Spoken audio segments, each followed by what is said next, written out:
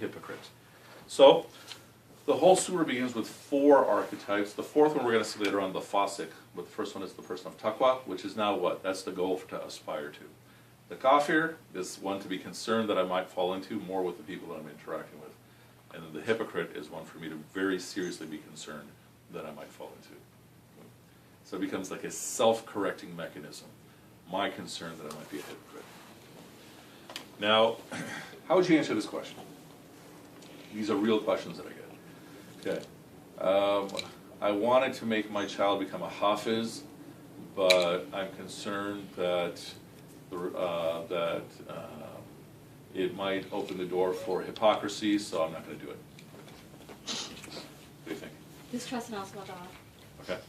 Because Allah says He's going to protect the Quran, and Okay. you know, you would think that if you give your son or whatever, your daughter that, Okay. that's not your responsibility at some point. You try Okay. your best, and at that point, it's also Allah's responsibility. Okay. I think. Okay. Your thoughts? The answer I gave was, okay, that's a risk with every single thing, right? That I'm going to teach my child to pray. I'm concerned they might be a hypocrite, so I'm not going to teach it. Okay, that's the logic doesn't work. The point is that you engage in pious behaviors, acts of obedience, and acts of ibadah. You're naturally concerned about nifaq, okay? But that should not be a reason not to do something. The concern about nifaq should already be something that keeps you on guard.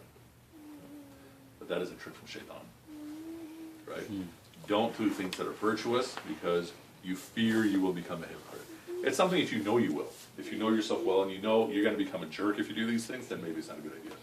But more often, the concern is that, okay, shaitan wants you not to do something pious, so he's going to give you every single reason to convince you that it's better for you not to do this thing that's So I pious. have a question. What Yes. what if you're asking also Allah for guidance, and then obviously He's not going to come down and say, hey, do this or do that or whatever. So then you have to kind of follow your heart. What if you question your heart because things are not black and white? Is that distrust and also Allah? Answer the question again? Okay, Or ask the so question. if you're asking also Allah to help you in you know, to guide you in your life with decisions or whatever it is, and you know, then you're like how do you know what else Allah is guiding you? You have to follow your heart, right? So what if you question your heart because you don't really know? Well, okay, that's a fair concern. I mean, the easy way to address that is on matters, okay, if I'm taking a path that requires me to do haram, then that's probably not a good path. Surely, but what if it's not as black and white? So I'm saying everything else is fine. Right? No. That a lot of times when we are asking those questions of Allah Ta'ala, we're going with the mindset, okay, there's one way that's super awesome for me and other ways that are not really that great. But it's much wider, right? Stay off of haram, and then your options are many. See what I'm saying? What do you think? I'm just saying to distrust yourself, is that to distrust Allah subhanahu wa ta'ala at that point? I just don't know. 'Cause Well- how do you know what Allah subhanahu wa ta'ala wants for you, you know? But what I'm saying is, we do know what Allah Ta'ala wants, which is not to disobey. What do you think? I just don't think it's that clear, though. I think it is. Can you give like an example? I don't know, like if you're deciding to, like, I don't know, move somewhere or Yeah. or like choose a career, like think about the Yeah, major right. things, you know, like marriage, moving, job, you know, Yeah, like things and like that. if they don't involve haram, then they're all legit. See what I'm saying? That the psychology we often have in our community is, okay, Allah Ta'ala, do you want me to take this path right here? You know, give me a hint. Yeah. But the point is that if it's not involving haram, head first. You're saying if you're trying to choose between two? How do you know? Yeah, but say neither path is haram, you know? Just Yeah, pick one. so yeah, run with one. Mm. Like, I often get contact from students who are deciding between, okay, do I go to Harvard or University of Chicago, right? Right. University of Michigan, University of Michigan. And then I say, okay, you understand you're choosing between a Lexus and an Acura, right?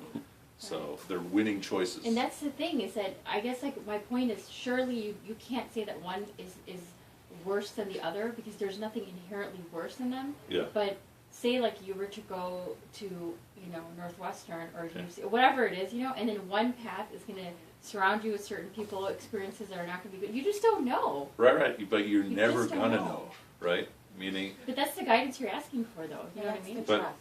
yeah, I mean, Pick one and Just pick one and trust. ask God what good enough for Yeah. What's that? I wanted to, yeah, I wanted No, to but that's ask the thing, what it's not that religious easy, though. value If you do of doing an istikhara- is. Like, Right. I've never understood, like in Pakistan, everyone does an istikhara for everything. It's Well, like, at least they I don't think there's practice anything it. wrong with that. Yeah. and then they run with whatever they think they Sure. saw. But See, but like, that's what I'm saying is how do you know? Because Yeah. you say do istikhara, of course do istikhara, or you know, Okay. ask in your heart. But then, Okay. how do you, it's not like Well- God's like, okay, light opens up, pathway opens up. Like That maybe can that's happen. all, maybe in your Use mind the knowledge, one that intelligence. becomes What? better. Put all the factors on the table and just make an intelligent decision. It can never Can I go say wrong. something? Yeah. So your assumption is that one of them is gonna lead to a better situation than the other, but there's no way for you to know. Like in a like Northwestern versus University of Whatever, Chicago, yeah. no haram involved. You're like, which one should I do? Because one is gonna be bad and one's gonna be good. Like Not that's necessarily one's gonna be better. one's gonna be better for me, but I just don't know what's gonna happen in the future. Or say one could potentially say you were Okay, talking about but it's all something it could be bad. potentially. So just Mhm. Can we do that you one way? ask Allah to What? Go finish your point. So. Sorry. just pick one and ask Allah to put Blessing good in that. that. Yeah. Yeah. I mean, you go, like, I mean, essentially building on this point, I'm suggesting a different way to look at things, right? So, the way we commonly look at things is, okay, is this way best for me? Because if I go that way, it seems like it's okay, but wrong things might happen later on, right? I don't know what's on the other side. That sounds like what you're saying, right? Which I think is a common notion in our community. Saying, put that notion on the side. The notion is that, all right, these three pathways, there's no haram involved. But I should assume that at some point I'm going to be hit with a struggle. Okay, it could be a test in terms of the company I keep. It could be a test in terms of just something else, you know, employment, what have you. I'm going to be hit with struggle, but I'm not going to be hit with anything I can't handle. Okay? I think that's a very different approach to look at things that most in our community don't do. See what I'm saying? That you have the attitude that, yeah, I'm going to be hit with struggle. I have no gain in worrying about it. And I have the confidence that, inshallah, I'm going to be okay. Right? That I have to work through the struggle. I don't want to, because that's what struggle is. Or you're being tested someplace you don't want to be tested. But, yeah, I'll deal with it when it comes, but I'm not going to worry about it if it's not there.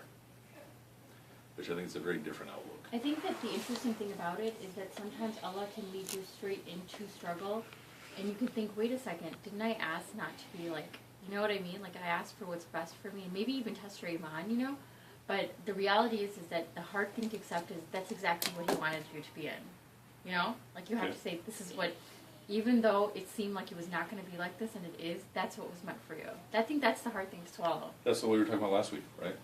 Yeah. Do not despair over what has happened. But you don't It was know written what for you. will essentially come out of it. This is very true. That's true, and I think that maybe at the other end of it, you can see the wisdom in it. But I guess you just don't know. You just have to kind of just do So your best. again, And that's it. the key point being that you're going to be hit with struggle, right? If I use dunya terms, you know, for success and everything, then I'm already going to be disappointed, right?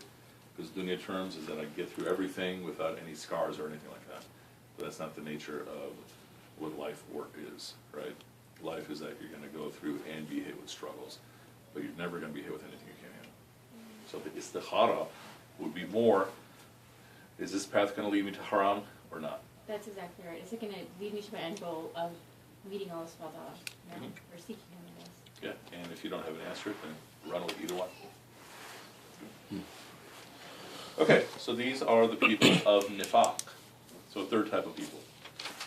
Now, ayahs 17 through 20, Allah Ta'ala speaks to us in a different way. Metaphors. Mathala, imthal. Thus, so far, most of the ways Allah Ta'ala has spoken to us is by identifying something and giving us attributes. Here are hypocrites, even though the interesting thing is hypocrites are not mentioned. The word nifaq is not mentioned here. But here are hypocrites, here are their attributes. Here are the people of taqwa, here are their attributes. Now, imthal, metaphors. What's the use or benefit of a metaphor? It gives you something familiar, and then helps you explain something that's unfamiliar. Yeah, absolutely, right. It's a very, very strong technique that if I want to explain something, I can use familiar terms, right? Give me some metaphors. Anything, not necessarily related to religion. It's raining cats and dogs. Yeah, exactly. So what does that mean? It's raining a lot, raining like crazy. If you really think about how much we speak, So much for the it's like so much of it It's is hot as hell in here. yeah. That's a good one. That's a good one. This sucks, right? I mean, it's not like What? there's Suction. suction taking place, right? Yeah, right?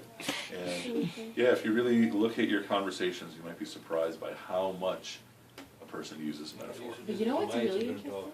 Sorry? Listen to them all. I get stuff. I can't even figure out. like- Chickens coming from the wall. And What do they talk about? they're using the word chicken in every Oh, really? 5-foot sentence. I Where didn't the know chicken this. comes from. It must be a new kids on the block. So chicken. No, but you know what's interesting is how they use dunya terms to describe akhirah. Explain. Like, okay, like just talking about the love of God in relation to, you know, mothers. Like Allah's love to us is the equivalent of X number of mothers, you know? Or, you know, a guy who's good gets 50,000 virgins. You know what I mean? Like these are things that, you know what I mean? 50,000? Like, Wow. whatever it is, it's like, Where's that these are... ever- Where's that Yeah. verse, man? I'm like, yeah. I'm just saying, it's like dunya terms that seem kind of almost, you know, I don't know. Yeah, I mean, that's how we're also understanding Allah Ta'ala, right? Through dunya terms, but like the That's all we extreme. know. Yes. Yeah. Okay, so metaphors. Here in ayah 17 through 20, we have 3 metaphors. So ayah 17 and 18, ayah 19, and then ayah 20. So ayah 17 and 18. And how do you know when you're seeing a metaphor? Usually it begins with mathaluhum. So their likeness. Good. So, so their likeness is as the likeness of, and the language is subtle. Their likeness is as the likeness of, you have a person who's kindling a fire, and the light of the fire spreads all around them. Then Allah takes away their light, leaving them in darkness, deaf, dumb, and blind. They cannot see. They will not return. Okay. So, metaphor number 1. Their likeness. Who is they? So, naturally we think hypocrites because that's the last thing that was spoken about. So the question for us to explore as we go through this is, who is Allah Ta'ala speaking about? So our thesis right now is it's the hypocrites. So, here's the setting. You have someone who's kindling a fire. When you hear fire in the Quran, do you think positive or negative? Negative? Negative. But that's more of our cultural conditioning. Give me an example of fire in the Quran being positive. Moses, Sorry? Hazrat Musa alayhi salam. Musa alayhi salam sees a fire in the distance and Allah Ta'ala speaking to him. Give me another example. Ibrahim alayhi salam. Right? His townspeople, they throw him into the fire and the fire is cooling him rather than burning him. And even something as simple as using fire to cook meat or something like that. The point being that we're culturally conditioned that when we hear fire in the Quran, we assume it's negative. Yeah. So in looking at this, let's figure out if it's negative or positive. You have a man who's kindling a fire, and it creates light. Is light positive or negative? Positive. Light is always positive. And so light spreads all around. Okay. And then what happens to these people? Allah Ta'ala takes away their light. Meaning, the light of this man is causing darkness for these people. So who's the man? Is it a certain person or a type of person? So you have a person who's kindling a fire and it's causing light to go everywhere. Okay. The prophet? Or It's the prophet, peace be upon him. So what is their metaphor? Their metaphor is the metaphor of the prophet comes along, peace be upon him, and he is delivering light everywhere. But for the hypocrites, what happens? It causes them darkness. So we've all met people who, when you talk religion, they get allergic. It's almost like an allergic reaction. That's what we're seeing here. And part of the essence of the hypocritic nature. Hypocritic. It's like their kryptonite. Yeah, exactly. We're saying the guidance actually causes them darkness. It's pretty frightening. So. And so what is the good trait then? The good trait is, if guidance is coming to me, I want to have the attitude that this is something I'm yearning for, I'm thirsting for. I want to have the attitude that when guidance is coming, this is something that I see as beneficial. For the hypocrite, allergic reaction, when guidance comes, they get repelled. Like north and magnets, they get pushed away. So that's the first metaphor. Second metaphor. So you have a rainstorm. Okay. Thunder and lightning, darkness everywhere. And what do? They put their fingers in their ear out of fear of the thunder. If Allah willed, or then it says, or out of fear of death, but Allah surrounds the kafirs. Okay. So the metaphor here is about fear. That you have the thunder, darkness, And then what do they do for protection? Just this. Why? What are they afraid of? So they can't hear. They don't want to have an awareness of everything. Yeah. So if I put my fingers in my ear and I can't hear the thunder, threat is gone. Do not see it, do not hear it. Yeah, doesn't see no exist. evil, hear no evil, therefore it's not there, right? Even though the lightning's flashing and the lightning can kill them. And so, what is this behavior? It's what we call It's covering up. Covering It's up. that covering up thing that you were talking about. But that'd be more the kafir thing. But what are they doing? They are so short-sighted that, okay, if I just do this, problem solved. Right? I can't hear the threat, so the threat's not there. Just like something that happens with me too often with babies, that, you know, a mom's holding a baby, the baby sees me, and then the baby turns away, as though the threat is gone. Right? So, babies used to love me, and things changed. But the point being that... You became It's a whole new bag of worms right there. an Islamic uncle. That's what happened. Oh, That man. will be class for next session. Darkness is coming from this man. So the point being that, but I'm not saying babies are hypocrites, obviously. You should say that when he looks away. You, I'm not fit, baby. So the point being that it's this super short-sighted protection and problem solved. So it's kind of like an ostrich putting the head in the sand. Oh, yeah, Right. that's a good one. Threat's gone. Yeah. This is another nature of hypocrites. But the deeper problem, why are they doing this? Why are they fearing thunder? Because they're fearing death. Yeah. And the nature, if you think back when we talked about Al-Fatiha, we said the nature of gratitude is like water. The nature of anger is like fire. Okay? How does fire work? Once it's spreading, to stay alive, it just tries to consume anything and everything until there's nothing left. That's the nature of anger. When you start getting angry, you look for other reasons to start getting angry. Okay? The nature of gratitude, it extinguishes all that. Okay? Like water does to fire. The nature of fear is like lightning. That if you fear something, you're going to irrationally fear all kinds of other crazy things too. So, an example, real world example, I was going through these eyes with a number of students, a number of undergrads, and I was talking about how, why do so many people fear spiders? What's so scary about spiders? You don't know where they're going to crawl into. Yeah. Like their legs. Yeah, what about it? So they just look hofnak. I don't. There's no word for hofnak, like threatening. Khatarnak. Yeah, khatarnak, right. Yeah. Right. So the point being that they look not normal, so they're scary, right? And where are they going to go? What are they going to do? So ugly. And so naturally, it creates this irrational fear. And the funny thing is, when we were doing this lesson, suddenly 2 students started screaming because a spider had come. That's so funny. So the point being that here, if I'm going to have fear, what is the lesson? I should at least fear something that can definitely hurt me. So rather than fear thunder, what should I fear? I should fear lightning. Okay. Thunder can't hurt me. Thunder is a loud noise. Lightning is what can hurt me. You know, like they say, a dog's bark is worse than its bite, right? Then, if I'm really going to fear something, I should really seek to fear Allah Ta'ala, the one who's controlling the lightning. But the problem is that if I'm fearing something like death, it's going to cause me to fear all kinds of things irrationally, anything that can threaten my life, even remotely, like a little tiny spider walking by. But in reality, the spider is probably far more afraid of me than I am of the Is it spider. wrong to fear a spider? Are you saying this? I'm not saying it's wrong. I'm saying it's Irrational? it's irrational. That's what I'm saying. But it's just No, like it's a not. creepy crawler. You don't want that in like in But, your okay, ear so or something. I have a friend who moved to. You know, like gross. I have a friend who moved to Australia, and every night he has to clear his bed because the spiders are this big and they're poisonous. I think the spiders that are in our houses are. They're this big. Yeah. Yeah. He has to clear his bed of the spiders because they're crawling on his Yeah. bed. Yeah. He's still Meaning living there? yeah, exactly. He Why moved there. would he do He moved there that? from Philippines, and so yeah. Oh, so they have like Bigger hackers. spider. Bigger spider. So the point being that. Ew. How do I override those irrational fears? Through irrational thought. Right? Right? So the way to temper fear, because fear is so irrational, is to override it with reason. Which takes effort also. Right? You have to bring yourself to the point to understand, Do you know okay, what this scares spider, me? this bug cannot hurt me. Can I tell you guys an go irrational ahead. fear? Don't you guys find it scary how the toilets are so loudly flushing in In the public bathroom?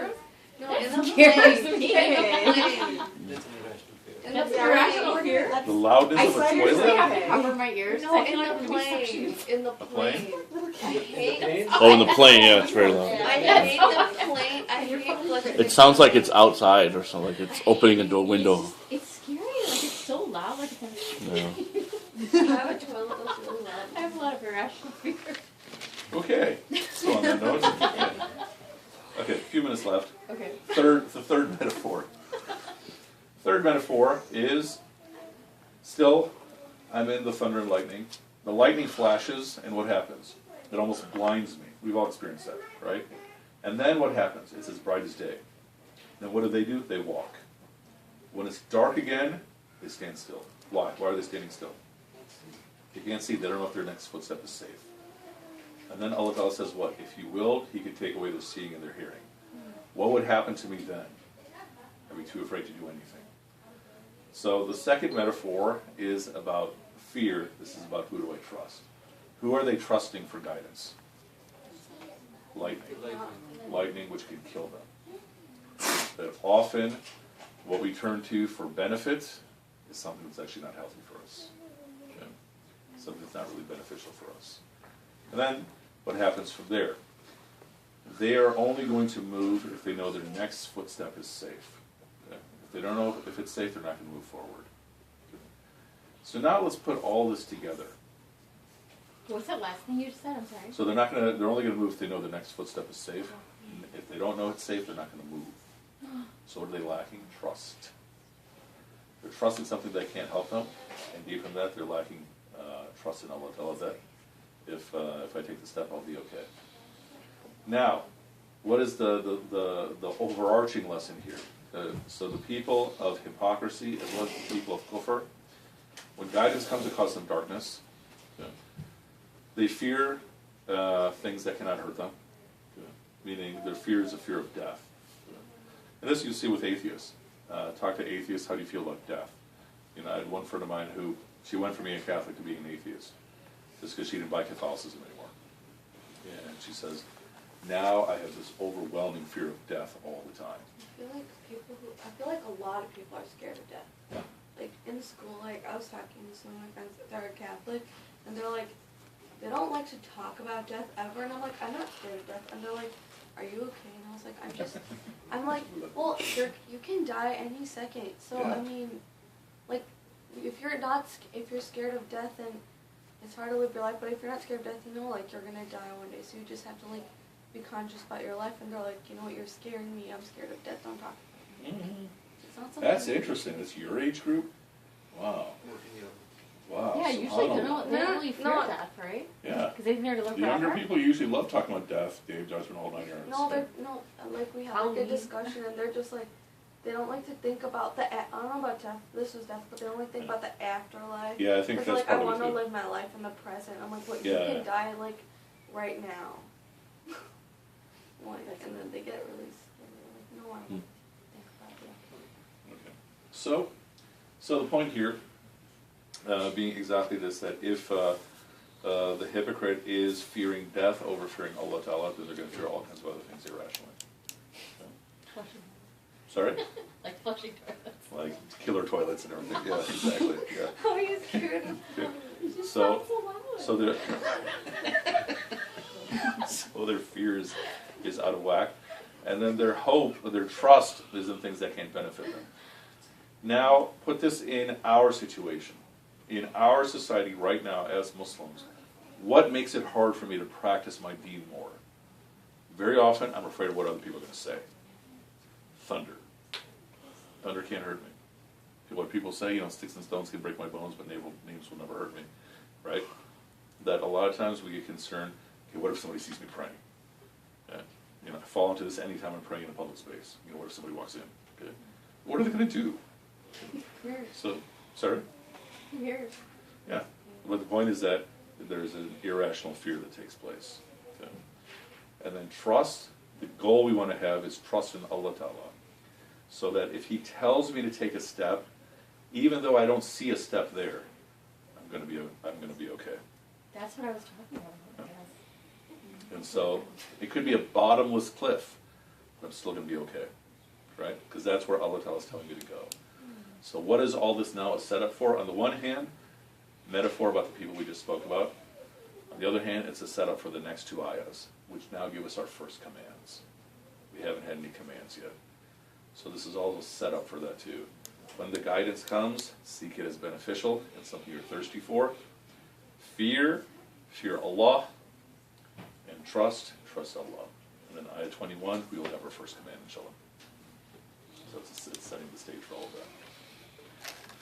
Okay. Any last questions or thoughts, inshallah? I don't think anybody should ask any questions at this point. Let's just finish on a beautiful note. Okay. All right, especially compared to our fiqh discussion earlier today. Okay, subhanakallahumma wa bihamdika nashhadu an la ilaha illa anta nastaghfiruka wa natubu ilayk. Subhanakallahumma, glory to you, O Allah, wa bihamdika, praise and gratitude are to you. Nashhadu an la ilaha illa anta, we bear witness there is no God but you. Nastaghfiruka, we seek your forgiveness. Wa natubu ilayk, and we turn to you. Subhanakallahumma wa bihamdika nashhadu an la ilaha illa anta nastaghfiruka wa natubu ilayk. Okay, may Allah Ta'ala reward you all. We're meeting next week, yeah? Yes, Okay, inshallah. inshallah.